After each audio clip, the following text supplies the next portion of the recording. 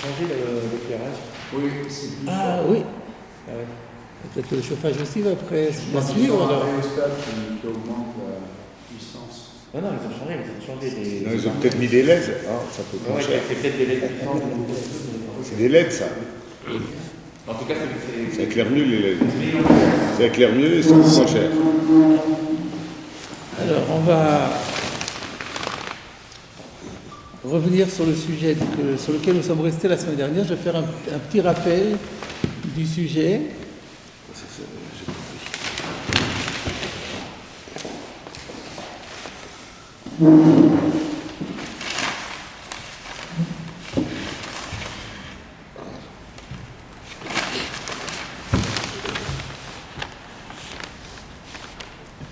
Donc la Gemara a... On va changer là. Voilà. La Gemara a voulu démontrer que Rabbi Yochanan pense que pour qu'un ustensile qui est brisé conserve sa possibilité de recevoir l'impureté ou son impureté déjà acquise, il faut que l'objet, bien que cassé, puisse encore être utilisé pour le même style d'utilisation que précédemment. Sinon, on le considère comme cassé et il ne reçoit plus l'impureté. Alors, quelle a été la démonstration? On a apporté une Mishnah dans Kélim qui parle de chaussures que l'on mettait aux sabots des animaux pour leur éviter de se faire mal contre les pierres et les objets contondants. Et on dit que c'est Mekabel Touma. Et donc ça pose un problème parce qu'un objet qui ne sert qu'à l'animal et pas à l'homme ne devrait pas recevoir l'impureté. Donc c'est que quelque part il sert aussi à l'homme. Donc la question était de savoir pourquoi il reçoit l'impureté, quel usage l'homme en fait-il. Et là on a eu trois opinions. On a eu la première opinion de Rav qui a dit que quand on est à la guerre et qu'on a soif, on utilisait parfois ces chaussures mises au pied de l'animal, on les enlevait au pied de l'animal, on les remplissait d'eau et on les utilisait comme gobelet pour boire dedans. Et donc voilà, donc ça devient, donc il y a un usage primaire qui est pour l'animal, mais un usage secondaire qui est pour l'homme, et ça suffit pour le rendre tamé. Rabbi Hanina dit, pas seulement l'eau, aussi l'huile. Et Rabbi Yochanan intervient et dit non, c'est pas du tout pour ça, c'est pas ce que vous dites, c'est pour une autre raison, c'est que des fois, lorsque le soldat a besoin de courir pour s'échapper et qu'il ne veut pas se faire mal en courant vite sur les ronces et sur les chardons, il prend la chaussure de l'animal, il se la met au pied. Et donc ça devient un usage aussi pour lui. La Gemara a demandé quelle est la différence pratique entre Rav et Rabbi Hanina. Maï ben Rav le Rabbi Hanina. Rav qui disait que c'était boire de l'eau, Rabbi Hanina qui disait que c'était pour se frictionner avec de l'huile, toujours quand on est au combat.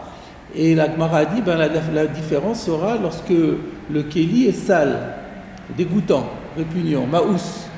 Si on va d'après l'argument de Rav, on ne peut plus boire dedans. Donc dans ce cas-là, l'ustensile sera considéré comme impropre et ne recevra plus l'impureté à ce moment-là. Rabbi Hanina dit ici, parce qu'on peut l'utiliser pour l'huile. Donc Rav pense que l'huile, c'est pas un usage utilisé, et Rabbi Hanina pense que si, suffisamment courant pour que ça lui donne le statut d'ustensile. Ça, c'était la différence entre Rav et Rabbi Hanina. Et entre Rabbi Yochanan et Rabbi Hanina, la différence, c'est lorsque le cas où cette chaussure est très très lourde. Alors, si elle est lourde, on peut comme l'utiliser comme godet pour mettre de l'huile dedans et ensuite s'en frictionner. C'est parce qu'on peut le poser sur une table ou par terre, donc c'est pas un problème le fait que c'est lourd. Par contre, si c'est pour s'échapper à toute vitesse, si c'est lourd, ça empêche de courir vite. Donc ça n'aura plus aucun intérêt. Et donc, selon Rabbi Hanina, ça sera tamé dans ce cas-là, et selon Rabbi Yochanan, ça ne le sera pas. Voilà ce qu'on a vu dans la Gemara. Et Rashi a fait remarquer que la Gemara n'a pas dit quelle est la différence entre Rav et Rabbi Yochanan. Elle a dit entre Rabbi Hanina et Rabbi Yochanan, elle n'a pas dit entre Rav et Rabbi Yochanan. Alors c'est pourquoi la Gemara ne l'a pas dit. Rashi dit parce que c'est la même chose qu'entre Rabbi Hanina et Rav.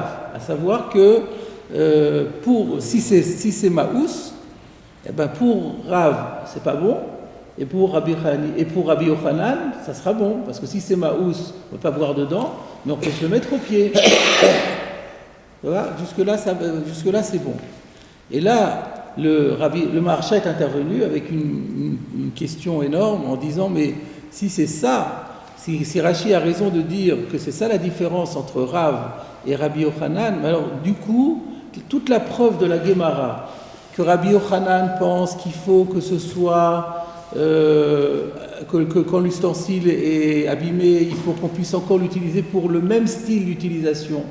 Et on avait pensé, parce que comme lui, il tient à ce que ce soit mis au pied, donc ça reste le même style d'utilisation. Mais maintenant, d'après ce que nous a dit Rashi, on peut très bien interpréter Rabbi Yochanan autrement. On peut très bien dire que Rabbi Yochanan, lui, il est d'accord que ça n'a pas besoin d'être le même style d'utilisation. Mais pourquoi il a parlé de mettre au pied et il n'a pas dit de boire? Parce qu'il va élargir le champ où ça va devenir impur. Parce que si c'était pour boire, alors quand ça se salit, on ne peut plus boire, donc c'est tahor. Par contre, quand on recourt à l'usage de mettre au pied, même si c'est sale, c'est pas grave, le pied est sale de toute façon aussi. On marche par terre, donc ça pose aucun problème. Donc peut-être que la raison pour laquelle Rabbi Yochanan a donné l'autre interprétation, ce n'est pas du tout pour la raison qu'on a pensé, c'est tout simplement pour élargir le champ. De la même façon que Rabbi Hanina a dit, c'est pas seulement l'eau, c'est aussi l'huile, et bien Rabbi Yochanan va dire, c'est pas seulement l'eau, c'est aussi le pied.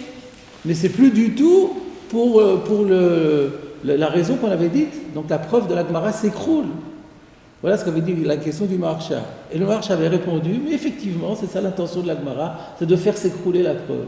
Et là, on avait dit, mais c'est invraisemblable, c'est incroyable. Quand on lit la Gemara, on a l'impression que la Gemara est arrivée à la conclusion que Rabbi Yochanan, c'est lui qui tient cette opinion qu'il faut mais El Melacha Rishona. Et qu'est-ce que c'est où est-ce que c'est écrit dans la Gemara ce genre de choses? Donc voilà où on en est resté la semaine dernière. On a dit alors qu'est-ce qu'on va faire il faut qu'on réponde à la question du Maharsha. Si on n'accepte pas son terout, il y a un problème. La question du Maharsha reste entière.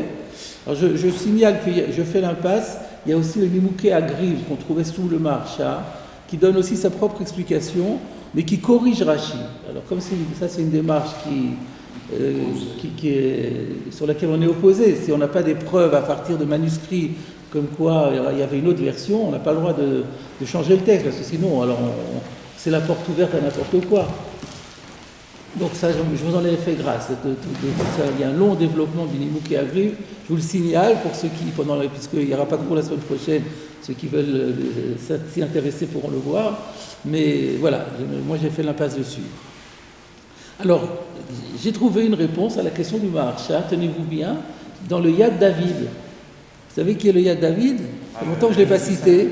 Rabbi David Zintzai, le premier grand rabbin de France, président du consistoire de France, le consistoire central, à l'époque de Napoléon, nommé par Napoléon. Et qui a fait un... Pardon? Enterré à la chaise. Oui. Et dont on a célébré les 200 ans du décès il y a quelques années. La tombe avait été rénovée également, tout à fait. Et il y a eu, j'ai entendu cette année, il y a eu une petite manifestation. Oui, j'ai vu ça. Il y a, sur la tombe, et donc le Yad David, alors le Yad David pose d'abord une question sur le Maharsha, et ensuite il va donner une réponse à la question du Maharsha. Donc par rapport donc le Maharsha, lui, dit que dans la conclusion de la Sugya, finalement, la raison pour laquelle Rabbi Yochanan a donné l'application du fait que le soldat le mettait à son pied, c'était pas parce qu'il voulait que ce soit Me'en Melacha Rishona, mais c'était parce qu'il voulait que ce soit plus étendu et que même dans le cas où c'est sale, que même dans le cas où le sabot est sale, où la sandale est sale, elle peut quand même être utile parce qu'on peut la mettre au pied. Alors il dit, mais dans ce cas-là, il y a un problème.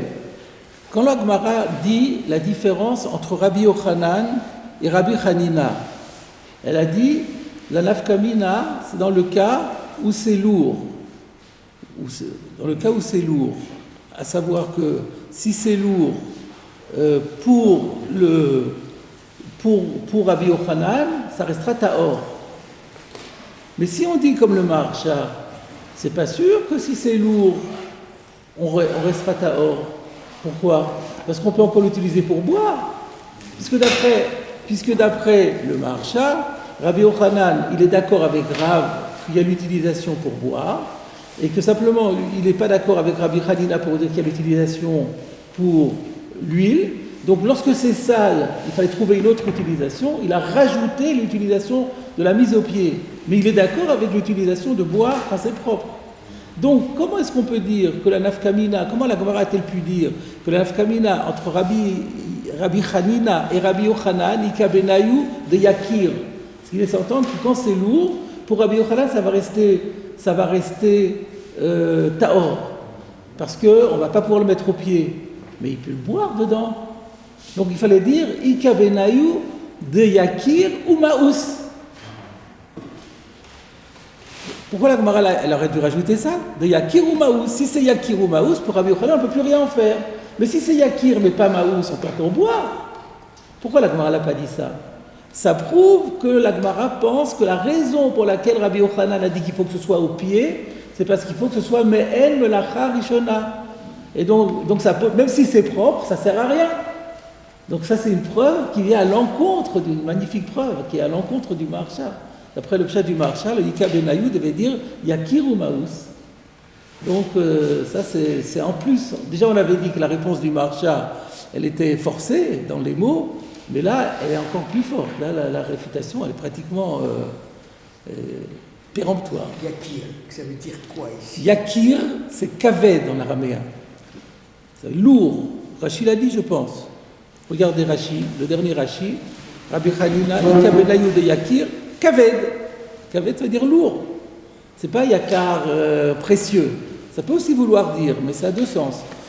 En araméen, le mot yakir a le sens de yakar hébreu et le mot de kaved, le sens de kaved. Et ici, ça veut dire kaved. Alors si on dit que c'est kaved mais propre, et que Rabbi Yochanan est d'accord avec Rav, qu'on peut boire dedans, ben alors ça resterait tamé. Donc ça prouve que Rabbi Yochanan exclut complètement l'application de boire, parce que c'est pas le même qu'à l'origine. Alors dans ce cas-là, on revient. Donc on a définitivement conclu que ce qu'a dit le Maharsha, comme quoi la Gemara se serait remise en question, on ne retient pas ça. Donc on reste avec la conclusion que Rabbi Yochanan, il exige Me'en Melacha Rishona. Mais la question qui reste posée, c'est celle du Maharsha. Mais quelle preuve avons-nous que Rabbi Yochanan, lui, pense qu'il faut Me'en Melacha Rishona? Peut-être que la raison pour laquelle il a dit, regardez dans les mots, Rabbi Yochanan Amar, B'shash eboreach minakrav, menicho beraglav, veratz al kotzin vala barkanim.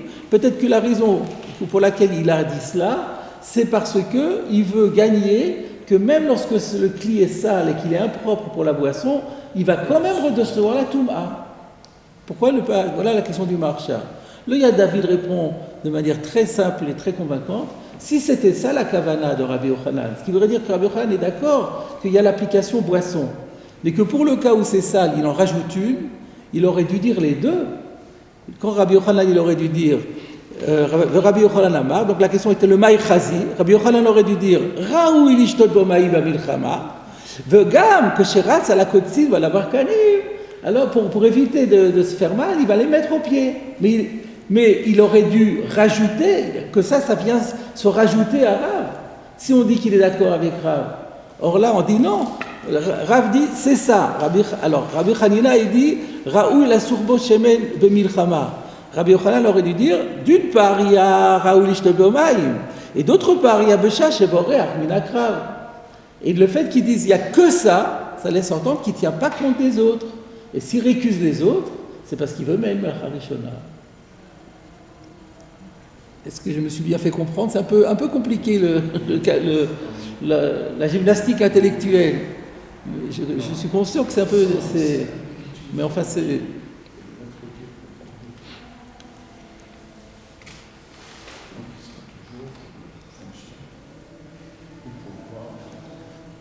Je redis encore une fois, la question du Maharsha était peut-être que lorsque Rabbi Yochanan donne l'application Beshash et Borach mina milchama, comment il avait dit ça, Menicho beraglav, c'est pas pour exclure c'est pas pour dire, parce que les autres applications qui avaient été dites par les précédents, on n'en tient pas compte parce qu'elles ne sont pas Me'en Melacha Rishona.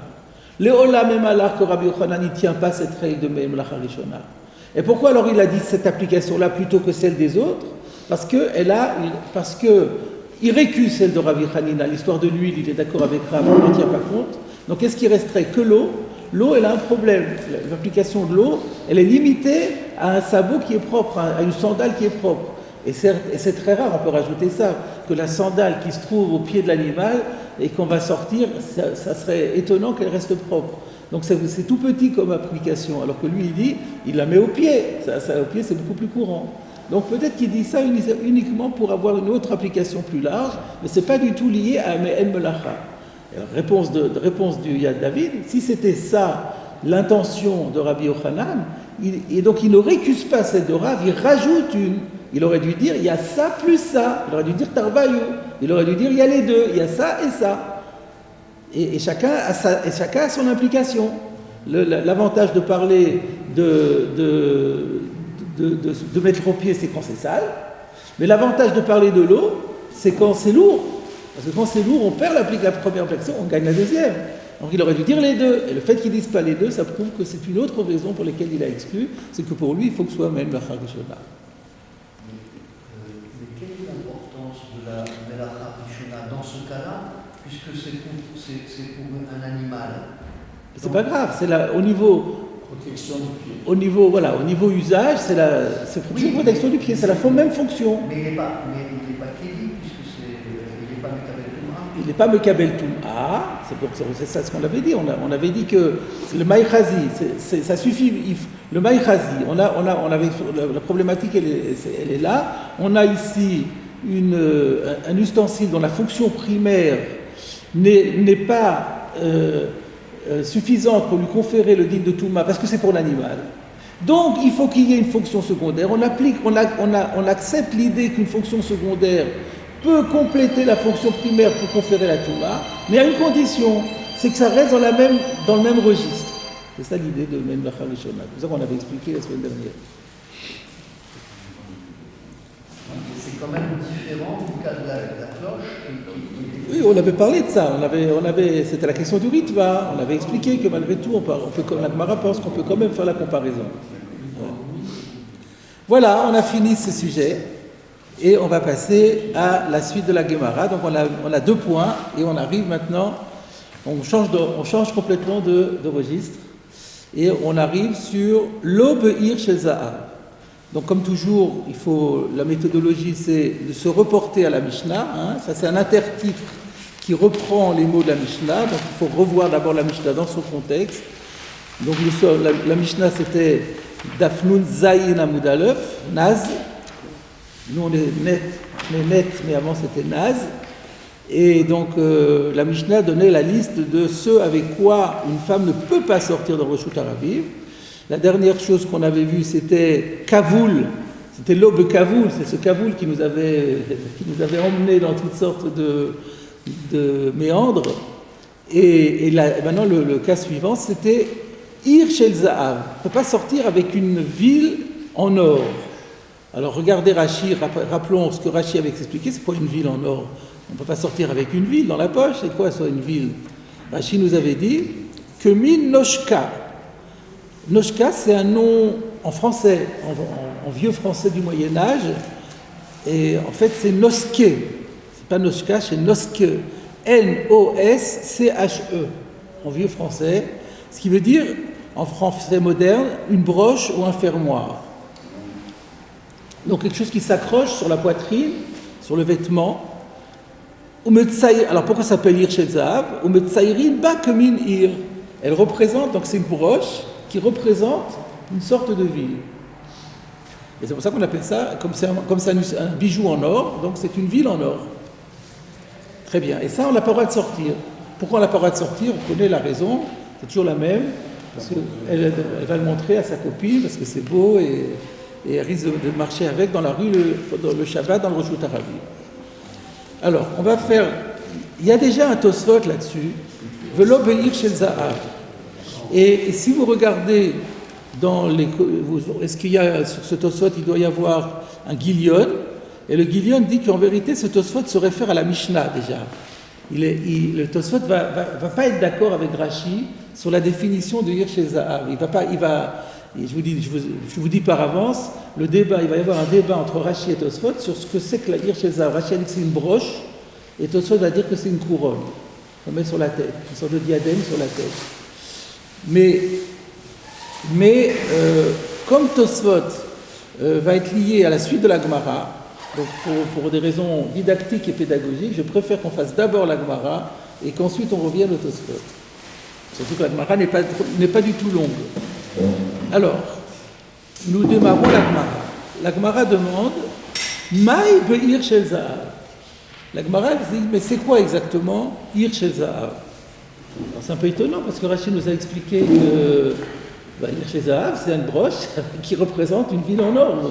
Où est le problème? Donc déjà là, on a un petit souci avec le commentaire de Rachid. Pourquoi la Gemara le demande? Puisque on est censé l'avoir compris déjà dans la Mishnah. Parce que Rachid nous l'a expliqué dans la Mishnah, ça veut dire que quand on aborde la Gemara, on connaît déjà ça. Et quand même la Gemara pose la question, c'est étrange. Ça aussi, on va... Pardon? Il n'y avait pas Rachid dans la Gemara. Non, mais quand Rachid dit ça, quand Rachid introduit son commentaire sur la Mishnah, il ne dit pas Mefaresh Bagmara que, sinon il aurait dit le Kama Mefaresh. Là, il l'explique déjà. On a un grand principe, c'est que Rachid explique toujours ce qu'il explique, le fi avamina. C'est-à-dire, il ne va pas nous donner des conclusions qu'on ne connaît pas encore, puisqu'il accompagne l'étudiant, il faut qu'au moment où on lise la Gemara, on ait les données dont possède la Gemara, ni plus ni moins. Donc s'il l'a dit déjà dans la Mishnah, c'est qu'on est censé l'avoir en tête au moment où on fait la Gemara, et que la Gemara connaît déjà cela. C'est peut-être pas la même réponse que va donner la Gemara que celle de Rachid qui nous a dit. Oui, mais alors pourquoi il poserait la question? Si la Gemara a compris jusqu'à présent, comme Rachid l'a dit, et c'est ça que Rachid a voulu nous dire, parce que Rachid explique toujours d'après la Havamina. Donc si Rachid nous dit ça, ça veut dire il faut que quand vous voyez la Gemara, vous ayez en tête que c'est ça que la Gemara a compris pour l'instant. Mais si elle a compris pour l'instant, il n'y a rien à demander. Passons au suivant, le problème. Donc là, il y a une difficulté très intéressante. Vous verrez qu'on trouvera une réponse magnifique. Alors, Maï be'ir shel Zahav, c'est quoi le Ir shel Zahav? Alors là, il y a écrit Rabba bar Bachana Amar Rabbi Yochanan. Il y a un problème ici sur le plan du style, et donc dans mon édition, il rajoute le mot Amar. Il ne faut pas lire Rabba bar Bachana Amar Rabbi Yochanan, parce que ça voudrait dire qu'il est collègue sur quelqu'un, il n'y a personne, il est le premier à parler. Donc, d'après les méthodologies de la Gemara, il faut rajouter le mot Amar. Amar Rabba bar Bachana, Amar Rabbi Yochanan. On sait que Rabba bar Bachana, Rabba, le petit-fils de bar Bachana, il y a deux manières de comprendre, on le voit par ailleurs. Soit que ça veut dire qu'il était le petit-fils de Chana, bar Chana, le fils du fils de Chana. Donc, il était le petit-fils de Chana. Alors, pourquoi est-ce qu'on ne dit pas de qui il est le père, de qui il est le fils? Pourquoi il faut parler du grand-père? Mais bon. Soit qu'on dit que son père s'appelait Bachana, c'était son nom. Alors il est le fils de Bachana. Il y a deux manières de comprendre. C'est juste soit dit en passant. Alors, c'est un talmid de Rabbi Yochanan, très courant, donc très souvent il donne un enseignement au nom de son maître. Jusque-là, tout va bien. Amar Rabba bar Bachana Amar Rabbi Yochanan, Yerushalayim de Da'ava. En hébreu, Yerushalayim shel Zahav. C'est de là qu'est venue la chanson. La Jérusalem en or. D'où ça sort ce concept de Jérusalem en or? C'est là, c'est écrit, Yerushalayim le Da'ava. Les gens ils croient que c'est la coupole qui est... Ah bon? Ça je ne savais pas. Qui est en or. Alors pourquoi ça s'appelle... Ah, c'est quoi Yerushalayim le Da'ava? On tourne la page. Kede Avadle Rabbi Akiva le Debitou. Comme d'ailleurs, Rabbi Akiva en avait fait une pour sa femme. Rabbi Akiva, qui était un gentil mari, il avait offert à sa femme une Yerushalayim en or. Alors là, il y a une nouvelle question, mais qu'est-ce qu'on a besoin de raconter la vie de Rabbi Akiva ici? On a répondu que c'est Yerushalayim shel Zahav, point. Rashi, B'Masechet Nedarim, Daf Nun Amud Aleph. Pour ceux qui font Daf Hayomi, on en est où là, dans Nedarim? On est autour de la fin. Pardon? 54. Alors vous venez de le voir alors. Nundalet, c'est bien, donc ceux qui l'ont fait, ça doit l'avoir encore en tête. Alors, pourquoi Rachid nous dit comme ça, vous savez ce que ça veut dire quand Rachid dit ça? Ça veut dire, allez voir là-bas, pour plus d'informations, vos prières de vous reporter là-bas. On a une chance, c'est qu'on a ici un commentaire de Rav Nissim Gaon qui va nous éviter d'y aller. Parce qu'il va rapporter la Gemara de Nedarim et plus encore un Yerushalmi. Alors, pourquoi voir qu'est-ce qu'il s'agit de quoi s'agit-il à propos de Rabbi Akiva et sa femme?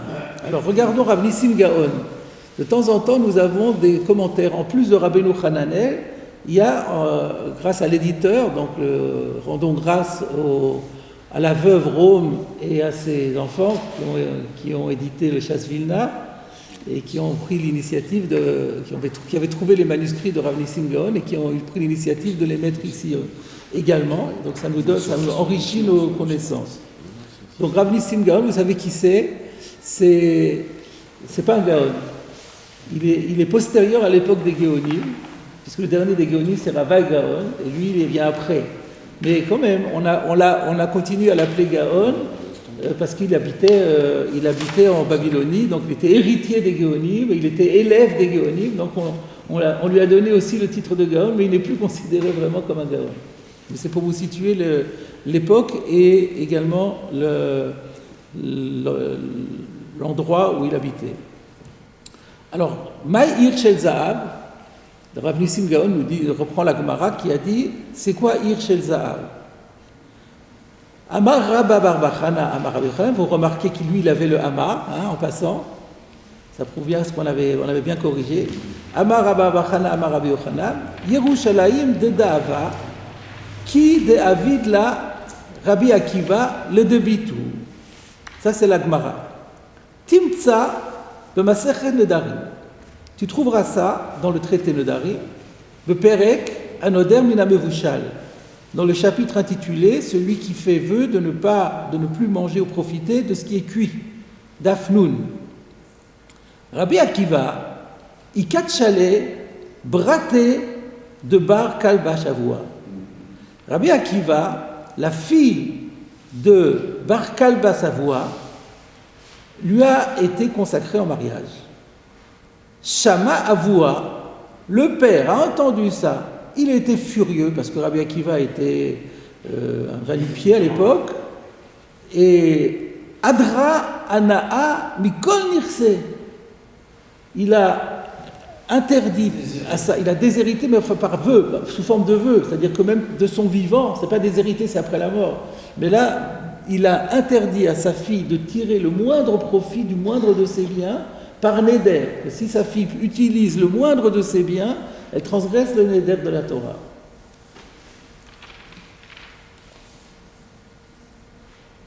Azla ve'itnesivale besitra. Eh bien, qu'est-ce qu'elle a fait? Elle est allée, ça ne l'a pas découragée, et elle s'est mariée en catimini. Ils ont fait un mariage discret, pour ne pas en rajouter davantage, mais elle s'est mariée. Elle a dit, c'est comme ça, mais c'est pas grave, parce qu'elle était beaucoup d'échecs, il fallait encore faire les nisouïn. Elle a fait les nisouïn, elle s'est mariée, c'est pas grave. Hava Ganu Betivna. Les pauvres, ils ont dû dormir dans de la paille. Des SDF, avant l'heure. Aveman Kitla Tivna Min Mazier. Et alors, la pauvre, elle avait plein de paille dans les cheveux. Et Rabbi Akiva, il lui retirait les morceaux de paille, les fétus de paille qu'elle avait dans les cheveux. Aveman Kitla, il prenait pour elle, Tivna, la paille, Min Mazier de sa chevelure. Amarla. Et il lui a dit, Iavaili, si j'en avais les moyens, Ramin Aler Yerushalayim de Da'ava. Et bien si j'en avais les moyens, moi je te mettrais à la place de ce fétu de paille, je te mettrais un Ir Shel Zahav. Je t'offrirais un Ir Shel Zahav. Veizkiro Acharka. Du coup, ça va pas Rachid. Pourquoi? Parce que Rachid disait c'est une broche, alors que là c'est dans la chevelure. c'est un peu mashma, mais c'est pas mouchar. C'est pas mouchar. Il lui enlève ses pailles et il lui dit, tu sais, si j'avais les moyens, je t'offrirais une superbe broche en or. Donc ça peut se lire, ça peut se comprendre. C'est vrai que si on dit que c'est une couronne, alors c'est encore mieux. On est plus dans le sujet, mais c'est pas probant. V'iskiro acharka, il s'en est rappelé après, chez Igia, on tourne la page, chez Igia le Osher Gadol, que Moshe Amrou. Donc par la suite, Rabbi Akiva est devenu extrêmement riche. Comme Moshe Amrou, min shisha mile iate Rabbi Akiva. Comme on dit, on a rapporté qu'il y a eu 6 choses qui ont enrichi Rabbi Akiva. Ou l'achar she'igia yado, et lorsqu'il en a eu les moyens, shilem la nidro, il lui a payé sa promesse. Ve asala Yerushalayim de Dahava. Donc c'est une belle histoire, hein. C'était pas une promesse de Gascon, et lorsqu'il en a eu les moyens, il s'en est rappelé, et il a offert, comme il l'avait promis, une Yerushalayim chez Zahav à sa femme Rachel bien-aimée. Avec l'argent, il était à l'ouest. Pas seulement, puisqu'il y a 6 choses qui l'ont enrichi. Plus tard. Oui. Mais le premier enrichissement, C'était... c'est quand il est devenu le grand Rabbi Akiva, et là, le père il a dit, il a demandé à... il donne d'emblée de bons vivants. Il a fait Atarat Odarim quand même, il a dû faire Atarat Odarim. C'est Rabbi Akiva qui a cassé le feu, et ça pose problème. Comme pardon? Dans la Gemara, on voit que c'est Rabbi Akiva qui lui a cassé le feu. Ah, Et on dit que c'est le problème parce qu'il est dans la Gavadava. Très bien. Ou Bigmara de Haden Pirka de Bnei Marava. Donc là, ça jusqu'à présent, nous dit Rav Nissim Gaon, je vous ai cité la Gemara du Babli dans le Darim. Mais dans la Gemara de Haden Pirka de Seperek, donc de Seperek, je suppose que c'est dans Bameisha, Seperek, ou alors que c'est le Darim, c'est pas clair. Je n'ai pas vérifié. De Bnei Marava, de ceux qui habitent à l'ouest. Parce que Rav Nissim Gaon, il est en Irak, et en Irak, on est à l'est par rapport à Israël, donc on appelle toujours dans la Gemara, on appelle les Israéliens les Bnei Marava, les gens de l'ouest. Pas qu'ils sont à l'ouest, mais les gens de l'ouest. Et donc, de Bnei Marava, qu'est-ce qu'on dit là-bas? Amré, on dit la chose suivante. Maaseh Rabbi Akiva, she'asa leishto ir shel za'av. Il est arrivé une fois que Rabbi Akiva a confectionné pour sa femme une ir shel za'av. Chamta itete de Rabban Gamliel. La femme d'un collègue de Rabbi Akiva qui s'appelait Rabban Gamliel, elle l'a vue. Vekani adva. Elle était jalouse. Atat ve'amra kame bala. Donc elle est venue et elle a dit à son mari, dis-moi, t'as vu ce que Rabbi Akiva a offert à sa femme? Amarla, il lui a répondu, ma vit avdali que modavat avdalé. Qu'est-ce que tu m'as fait à moi qui est comparable à ce qu'elle lui a fait? De avat mezavna min kliata de Sahara veyaviale. Elle, qu'est-ce qu'elle faisait? De quoi il se nourrissait en fait? Elle vendait les tresses de sa chevelure et elle lui donnait le résultat de la vente pour qu'il puisse étudier au collège. Donc tu as fait ça toi? Tu as vu jusqu'à quel point elle a fait des sacrifices pour lui permettre d'étudier? Donc elle mérite, toi tu ne mérites pas. Il s'en est bien sortir avec Gabriel. C'est intéressant, c'est anecdotique, mais c'est amusant. Voilà. Toujours pour l'anecdote, en Israël, aujourd'hui, il y a des gens qui se marient pour la Kala, qui font des diadèmes avec l'effigie de Jérusalem, comme ça. Ah bon? Ça va être une introduction au Tosfot. Donc, si on fait la synthèse de ce que nous avons vu jusqu'à présent, quels sont les problèmes que nous avons? On n'a pas bien compris pourquoi la Gemara posait la question, d'après Rashi en tout cas, de Hirsheza, puisque Rashi nous l'avait expliqué. Deuxièmement, on ne comprend pas pourquoi on a besoin ici de parler de Rabbi Akiva. On avait compris la Gemara, d'accord, c'est Yerushalayim chez Zahav, ok, c'est tout. Qu'est-ce que ça rajoute à la compréhension de rapporter que Rabbi Akiva avait... Bon, c'est une belle histoire, d'accord, mais c'est pas, au niveau de la compréhension de l'Inyan, il n'y a pas vraiment de raison d'en parler.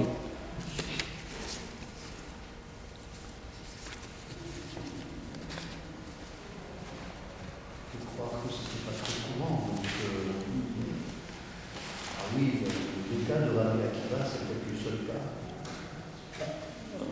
cas. Je pense pas. On va voir qu'on en... Alors, on va faire Tosfot maintenant. On va passer au Tosfot. Velo be'ir shel za'av. Omer Rabbeinu Tam, de là va une noshka que de Perash Bekuntras. Donc, attaque frontale du petit-fils par rapport au grand-père. Rabbeinu Tam dit, ce n'est pas comme Rashi a dit une broche. Voilà, frontalement. Quelle est la preuve? Deha Amrinan Beperek Batra de Sota. Car nous disons, dans le dernier chapitre du traité Sota, Daf Mem Tet, je crois que c'est la dernière page même, Mai Atarot Kalot. On parle là-bas des Atarot Kalot. Les couronnes des mariés. Et on demande, c'est quoi les couronnes de mariés? Ir Shel Za'av. Et on répond, bah c'est Ir Shel Za'av, comme chez nous, la même terminologie que la Mishnah. Mashma de Asuyu en Atara. Puisqu'on est en train d'expliquer qu'est-ce que c'est que les couronnes de mariés, et on répond c'est Ir Shel Za'av. Donc c'est que Ir Shel Za'av, c'est quelque chose qui ressemble à une couronne. Parce que sinon, il n'y aurait aucune adéquation entre ce que c'est et le vocable qui le connote. Donc c'est obligatoirement une couronne. Ah oui, mais il y a un problème. Vafagav de Amrina Natam, bien qu'on dise là-bas, dans Sota, Bepolomos shel Titus, Gazrou ala tarot ratanim vechalot, Vachalo asrou ela b'Shabbat. Il y a un problème. Et là, ça commence à nous ouvrir des horizons. Pourquoi Rashi n'a pas voulu dire comme Rabbeinu Tam? C'est qu'on dit là-bas que Polemos chez le Titus, vous savez ce que c'est Polemos? Polemos en grec, c'est du grec. Polemos, c'est la guerre. On a donné en français polémique. Oui, tout à fait. C'est un mot grec. Pendant la guerre de Titus, Titus étant celui qui a détruit le temple, le second temple de Jérusalem, lorsqu'il y a eu la guerre de Titus et la destruction du temple, sous-entendu, Gazrou à la tarot ratanim et kalot. On a décrété qu'on avait une interdiction de porter les couronnes, aussi bien que les couronnes des mariés hommes que des mariés femmes. En signe de deuil. Il y a beaucoup de choses qui ont été instituées à l'époque, Zecher lo Khurban, en souvenir de la destruction du temple. Vachalo asku ela b'Shabbat. Or ici, la seule chose qu'on nous dise, on n'a pas le droit de sortir avec dans le Reshut Arabim le jour du Shabbat. Sous-entendu qu'en semaine, il n'y a pas de problème. Si tu me dis que c'est ça, que le Ir Shel Za'av de Sota, c'est Atarot Kalot, et que le Ir Shel Za'av de Shabbat, c'est le Ir Shel Za'av de Sota et d'Atarot Kalot, il y a une contradiction. Là-bas, on dit qu'on n'a pas le droit de le porter du tout, ça a été décrété Zecher le Khurban, et ici, on dit que c'est interdit que le Shabbat. C'est un problème. Omer Rabbeinu Tam, de Dafka le Chatanim v'chalot gazrou v'lo le char bnei Adam. Réponse de Rabbeinu Tam, quand on a dit dans Sota que les Atarot, Chatanim v'chalot, on n'a pas le droit de les porter, qui n'a pas le droit de les porter? C'est uniquement les Chatanim et les Kalot qui n'ont pas le droit de les porter, pas les autres gens. Et donc les autres gens peuvent les porter, si ce n'est pas un jour de mariage, ils peuvent le porter, sauf le Shabbat pour aller dans le Reshut Arabim. Et comme ça, on a résolu le problème. Alors là, une question qui se pose immédiatement. Mais pourquoi est-ce qu'on interdit seulement aux Khatanim et aux Kalot et pas aux autres? Là, il faut qu'on comprenne la raison. Alors, vous avez un Guillon qui donne déjà une explication.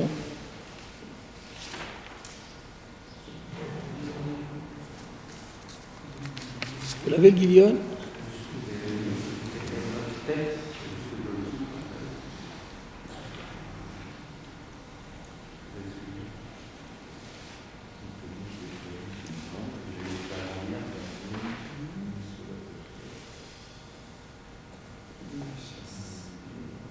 Pas Gilion la chasse, Gilion. En général, c'est juste, vous avez ah voilà, ça, vous l'avez dans la Massoret Hachaz dans votre édition. Voilà, alors qu'est-ce qu'il dit? Mipne sheyesh laen simcha baen, va'ayin tosfot gitin. Alors ça veut dire quoi? Pourquoi est-ce que ça a été interdit uniquement au Khatan et la Kala? Mipne sheyesh laen simcha baen, parce que eux, ils ont une joie particulière avec ça.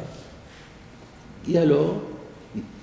Et ça manque encore il manque encore une petite explication. Donc l'idée est que, étant donné que ça les réjouit particulièrement, et que depuis à cause du Khurban, il faut être matin besimcha, alors c'est pour ça qu'on leur permet pas à eux, parce que eux, ça leur ferait un supplément de joie. Mais les autres gens, les autres jours de l'année, c'est pas simcha. Bon, c'est sympathique de porter ça, mais c'est pas... Ça renforce pas la joie. Donc comme c'est pas une connotation trop forte de joie, on peut leur le maintenir. Mais le jour du mariage, ça augmente la joie. Alors Yeshlam Simcha Baen, ça augmente leur joie. Ils sont déjà dans une ambiance de joie, de grande joie, parce que le jour de leur mariage. Et donc ça rajoute de la joie. Alors là où il y a rajoute de la joie, on l'enlève. Là où ça ne ramène pas de la joie, on peut le maintenir. Voilà comment le Gilion explique. Le Ritva dit quelque chose qui paraît plus satisfaisant. Le Ritva dit la chose suivante. Parce qu'il est écrit Imlo e'ele et Yerushalayim al rosh simchati. Et il faut se rappeler de Jérusalem au moment de notre joie. Et donc l'idée elle est la suivante, c'est qu'en interdisant au Khatan et à la Kala, c'est le Yom Simchatem, c'est Simchatam. En interdisant au Khatan et à la Kala de porter ce bijou que d'habitude on porte. Mais là, juste le jour de mariage, on leur interdit de le porter. Donc tout de suite, ils vont y penser. Ils vont penser, oh là là, pourquoi j'ai pas mon... Ah ben je peux pas, ah ben oui. Donc ça oblige à penser à Yerushalayim le jour de la joie. Donc c'est pas parce que ça réduit la joie, mais c'est parce que ça, comme ce bijou, il est placé sous le signe de Jérusalem, on aimerait le porter ce jour-là, et on n'arrive pas à le porter.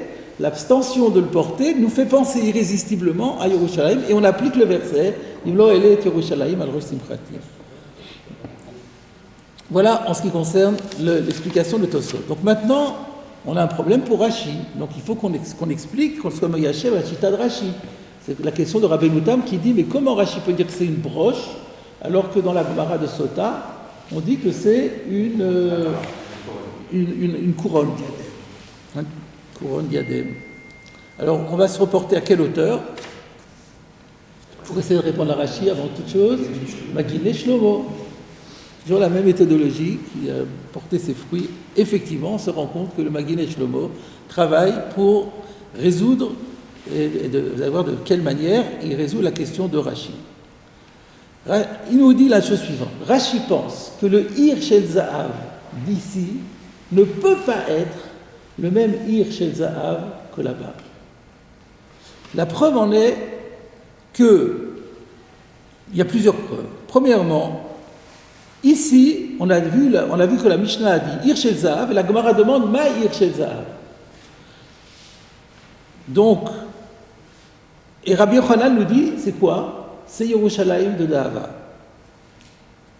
Et dans ce tas, on demande Mayatarot Kalot, et celui qui explique, tenez-vous bien, c'est le même Rabbi Yochanan. Et qu'est-ce qu'il répond Rabbi Yochanan? C'est ce que Tosfot nous a cité. Mayatarot Kalot, Ir Shel Zahav. Mais Ir Shel Zahav, on ne sait pas ce que c'est. Chez nous, il y avait écrit Ir Shel Zahav dans la Mishnah. On demande Ma Ir Shel Zahav. Et Rabbi Yochanan vient et dit c'est Yerushalayim Shel Zahav. Donc Ir Shel Zahav, on ne savait pas ce que c'était. Et il faut dire c'est Yerushalayim Shel Zahav. Et là, on a compris ce que c'est. Et là-bas, on demande Ma Yatarot Kalot. Et Rabbi Yochanan dit c'est Ir Shel Zahav. Mais on ne sait pas ce que c'est Ir Shel Zahav, parce qu'on demande Ma Ir Shel Zahav. Donc il fallait dire que c'est Yerushalayim Shel Zahav, pas Ir Shel Zahav. Donc si on parlait de la même chose, ça c'est contradictoire. On ne répond pas à une question par une réponse qui elle-même fait problème et qui ici fait l'objet d'une question. C'est pas possible. Donc on ne parle pas de la même chose. Donc ça c'est une première démonstration. Deuxième problème, c'est que la question de Tosfot, qui était que ici c'est mashma, que c'est interdit que le Shabbat, et que là-bas on a l'impression que c'est interdit de façon générale, et il dit que Rashi n'est pas d'accord avec ce que dit Rabbeinu Tam de dire non, mais ça a été interdit que pour les khatanim et les kalot.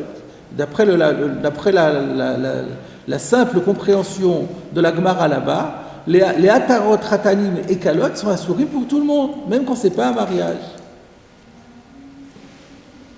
Et donc, dans ce cas-là, c'est une deuxième preuve. Si Rashi n'est pas d'accord avec cette réponse qui est un peu forcée de dire là-bas on interdit que le jour du mariage, c'est pas écrit.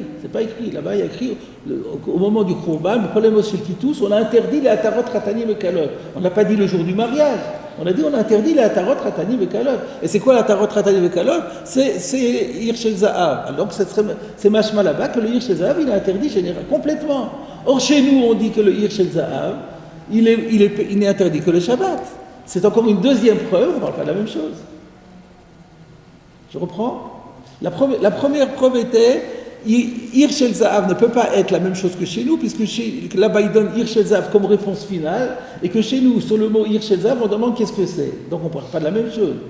Deuxièmement, on ne peut pas parler de la même chose, parce que là-bas, on dit que c'est interdit à tout le monde, et ici, c'est permis à tout le monde, sauf le Shabbat. Donc on ne peut pas parler de la même chose.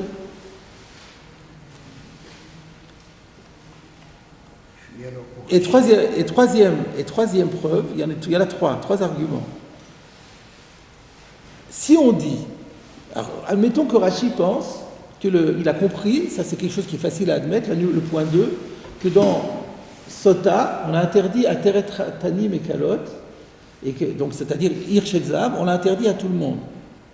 Comment on peut comprendre que Rabbi Akiva, il est donné à sa femme, si on dit que la Yerushalayim shel Zahav, c'est le Hirsh el Zahav dont parle la Gemara dans Sota, comment on pourrait dire que Rabbi Akiva a donné à sa femme alors que c'est interdit?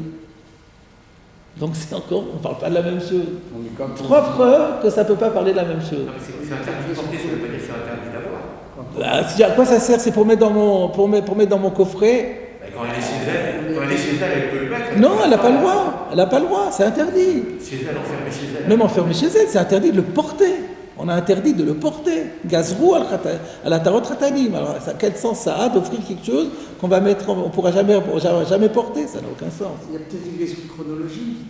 Quoi? Si Rabbi Akiva, c'est avant. Avant quoi? Avant l'interdit.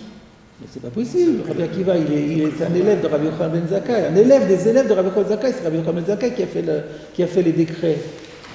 Rabbi Akiva, il est bien après l'exérote. Et puisqu'il passe après dans le temple, il voit que le temple est détruit, il rigole après Makot. Pardon? Il raconte quand le temple est détruit, qu'il passe dans le temple qui est détruit. Oui. Quand il passe sur le Harabaït, Choualim et le Chouba, ouais. Ils ont vu un choual qui passait. Oui, bien sûr, Rabbi Akiva, il n'a pas connu il était après le Chouba. Et pour la première fois, on ne peut pas dire que d'abord Rabbi Yochanan a expliqué ici, dans le cadre de Shabbat, que c'est Hirsh el Zahav, et après dans le cadre de Nedarim, il a dit c'est... Qu'ils disent tout de suite, puisque c'est quelque chose qui n'est pas clair, et qu'il a fallu qu'il explique, alors qu'il donne le terme final, qu'il ne donne pas un terme qui était ambigu et qui a demandé à être expliqué. C'est pas logique. Donc c'est pas mal. Qu'est-ce qu'on entend par Atarot, Hatami et Kalot? C'est Titus qui dit ils ont la joie, je leur enlève cette joie. Non, pas du tout. Rien à voir avec Titus, il n'a rien dit. Titus, il est parti à Rome. Mais il a détruit le temple. Donc les Chachamim, Rabbi Yochanan ben Zakkai, il a fait beaucoup de xérotes en souvenir de la destruction du temple. Et parmi les décrets qu'il a pris, il a interdit de porter les Atarot, Khatanim et Kalot. C'était des bijoux qu'on aimait beaucoup porter à l'époque. Et ben on n'a plus le droit de les porter en souvenir de la destruction du temple, pour se faire mal.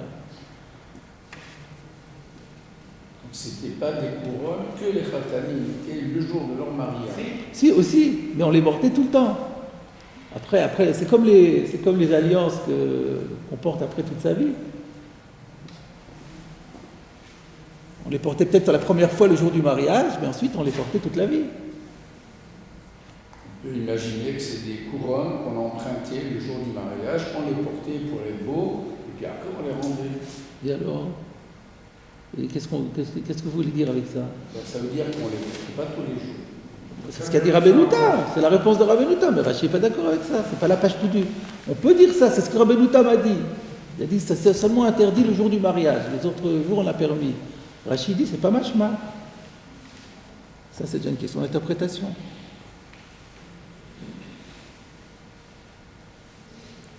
Alors, on va. Le Maguiné Shlomo, donc il a déjà donné des raisons pour lesquelles Rashi ne pouvait pas être d'accord avec Rabbeinu-Tam.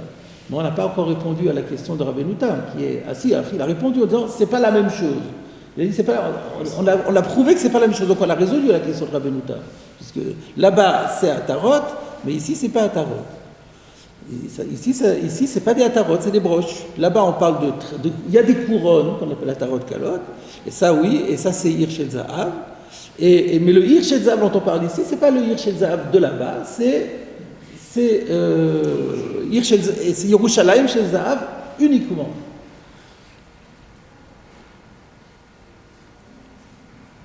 Alors, reste une question. Pourquoi lorsqu'on a parlé là-bas de Hirshel Zahav, ça n'a pas posé problème? Et ici, quand la Gemara a vu Hirshel Zahav, elle s'est demandé qu'est-ce que c'est. Parce que c'est ça qu'on a dit. Une des preuves, c'est que là-bas, on demande c'est quoi Atarot Ratanim et Kalot? Hirshel Zahav. Et quand on a dit Hirshel Zahav, on n'a rien demandé de plus, c'est clair. Et là, tout d'un coup, on a vu dans la Mishnah Hirshel Zahav, et tout d'un coup, on pose la question. Et c'est ce que nous avons demandé, nous, sur Rashi. On avait compris déjà que c'était une broche. Alors pourquoi tu poses la question Hirshel Zahav? C'était la question qu'on a soulevée tout à l'heure. Donc maintenant, le Maguiné Shlomo va répondre à cette question-là. Pourquoi la Gemara elle pose la question ici, Maï Hirshel Zahav, alors que là-bas, on lui a dit Hirshel Zahav, elle a tout compris. Ici, on lui dit Hirshel Zahav, elle dit Maï Hirshel Zahav. C'est quoi son problème? Ouais, en fait, c'est pas une vraie question, ça. Pourquoi? Parce que, étant donné que Shabbat vient avant, on l'a expliqué ici, donc quand on arrive dans Sota, on dit, c'est... Non, cette idée a déjà été proposée, mais j'ai déjà réfuté aussi. C'est pas logique. C'est pas parce qu'on est Shabbat et Sota, il n'en reste pas moins que si c'est une expression qui est ambiguë, on ne l'utilise pas. Oui, c'est Rabbi Yochanan lui-même qui avait été venu pour dire Hirshel Zahav, vous savez pas ce que c'est? Moi je veux dire ce que c'est Yerushalayim Shel Zahav. Alors là, c'est lui qui a le choix de l'expression, il va prendre une expression qui était ambiguë, mais quel intérêt? Bon, mais ça, ce que vous dites là, c'est revenez en arrière. Ouais. Parce que maintenant, j'ai posé la question suivante. Donc, j'ai posé la question, pourquoi la Gemara demande Maï Hirshel Zahav, alors qu'on est censé avoir compris ce que c'est clair, Hirshel Zahav, c'est Hirshel Zahav. Et que dans ce tas, d'ailleurs, qu'on a dit Hirshel Zahav, tout le monde a compris. Alors, pourquoi ici, tout d'un coup, on ne comprend pas? Alors, attendez, laissez-moi développer ce que dit le Maguiné Shlomo, et après, on pourrait intervenir. Deuxième question, c'était la question qu'on avait posée, qu'est-ce qu'on a besoin de Rabbi Akiva? En fait, on aborde maintenant les deux questions qu'on s'était posées quand on a étudié la Gemara. Pourquoi la Gemara demande qu'est-ce que c'est Hirshel Zahav? Alors moi j'avais posé la question dans la mesure où Rashi nous a déjà expliqué ce que c'était, donc on est censé l'avoir compris. Là la question est encore plus dure, puisque dans Sota on parle du Hirshel Zahav et ça ne fait pas de problème, personne ne demande qu'est-ce que c'est. Pourquoi là-bas on ne demande pas qu'est-ce que c'est, ici on demande qu'est-ce que c'est? Ça c'est un. Et deux, pourquoi on parle de Rabbi Akiva? Qu'est-ce que Rabbi Akiva a à faire dans cette affaire? Alors, il dit que, en vérité, la question de Maï Be'ir Shel Zahav, c'est la question de Tosfot. C'est-à-dire, comment comprendre Ir Shel Zahav, alors que dans Sota, on a dit qu'on a interdit les Atarot, Ratanim et Kalot tout le temps. Et que Atarot, Ratanim et Kalot, on a expliqué que c'est Ir Shel Zahav. Donc, Ir Shel Zahav, c'est interdit tout le temps. À tout le monde, toute l'année. Alors comment on peut dire ici que Hirshel Zahav, je ne sors pas avec le Shabbat dans la rue? Mais je n'ai pas le droit de le porter. C'est ça la question. Donc obligatoirement c'est autre chose.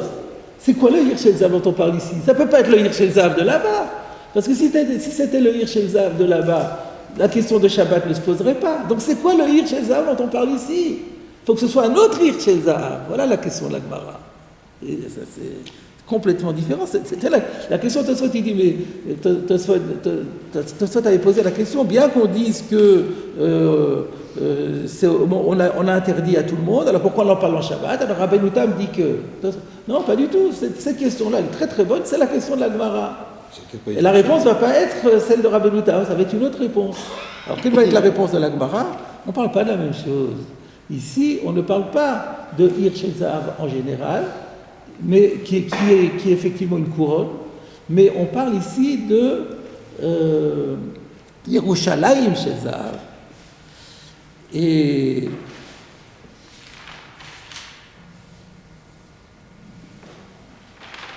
il rajoute en plus que notre Mishnah, c'est Rabbi qui l'a enseigné, donc comme la Mishnah, on peut pas répondre non plus que la Mishnah est antérieure à la Gzera. On aurait pu répondre que cette Mishnah est antérieure à la Gzera, on ne peut pas, parce que l'auteur de la Mishnah, c'est Rabbi Yehuda Hanassi, il est largement après la Gzera, parce que même Rabbi Akiva, il était après la Gzera, alors n'en parlons pas, Rabbi qui est le dernier des Tanaïm, donc on ne peut pas dire ça, et donc la question se pose. Donc obligatoirement, c'est un autre tarchit que celui dont il est question là-bas. De quoi s'agit-il? Rabbi Yochanan répond, c'est Yerushalayim shel Zahav. Et pour prouver que le Yerushalayim shel Zahav ne rentre pas dans le cadre de la Gzera de la Tarot Ratanim Vekalot, il ramène que Rabbi Akiva, alors l'a offert à sa femme. Si ça avait été interdit, Rabbi Akiva ne l'aurait pas offert à sa femme. Donc ça prouve bien que Yerushalayim shel Zahav, c'est moutar. Donc c'est magnifique. Donc ça répond à toutes les questions. Donc la question de la Gemara était, mais c'est quoi Hirsh et Zahav? Ça ne peut pas être le même Hirsh et Zahav que Sota, sinon ça serait interdit. Rabbi Yochanan dit oui, on ne parle pas de la même chose. Ici on parle de Yerushalayim shel Zahav. Et Yerushalayim shel Zahav, c'est moutar, c'est permis. Et c'est permis même, on va pouvoir rajouter, c'est même permis le jour du mariage. Et la preuve que c'est permis, donc, c'est Rabbi Akiva. Et pourquoi ça serait permis? Alors là, il y a une réponse magnifique.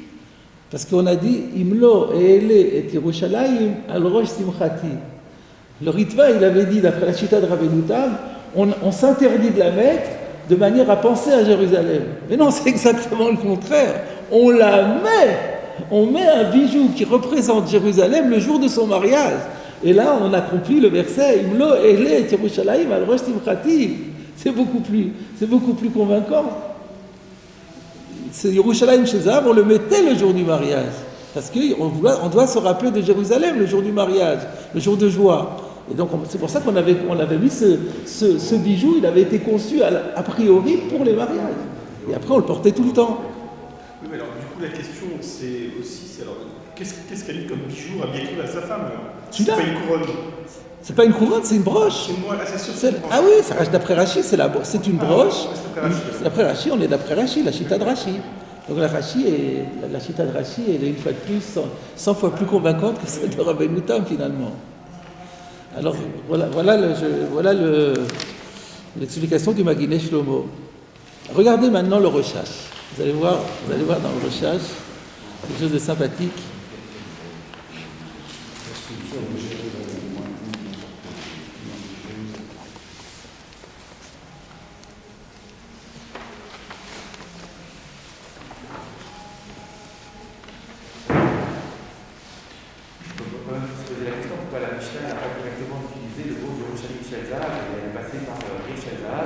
Ou ça peut prêter à confusion parce qu'on ne parlait pas de la même chose dans les différents endroits.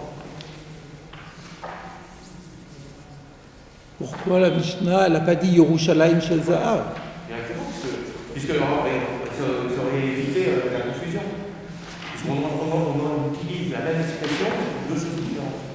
Alors là, je vais sortir mon joker habituel. C'est que la Mishnah a été conçue pour être apprise par cœur. On n'avait pas le droit de l'écrire. Et donc, chaque fois que vous rajoutez des mots en plus, ça complique, ça demande un effort de mémoire supplémentaire et ça prend des risques de confusion et d'erreur, parce que si on se trompe, après, on dit des choses. Donc, plus on peut prendre la même terminologie, et plus c'est facile. Donc, Hirsh et Zahav, c'est un concept. On l'aura eu dans Shabbat, on va le retrouver dans Sota. Et remarquez, non, ça colle pas. Ça. Non. Où est-ce qu'il y a écrit Hirsh et Zahav? Attendez, c'était quoi votre question? Où est-ce qu'il y a écrit Hirsh et Zahav à part ici? Ici, et dans le dernier. Non, excusez-moi, je retire parce que C'est votre question c'est votre question qui m'a induit en erreur. Dans le Darim, qu'est-ce qu'il y a écrit dans le Darim? C'est ce qu'on a vu dans le. Dans Sota, vous voulez dire?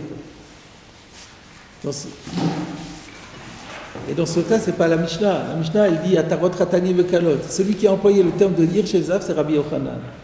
Donc c'est la question telle que vous l'avez formulée ne tient pas.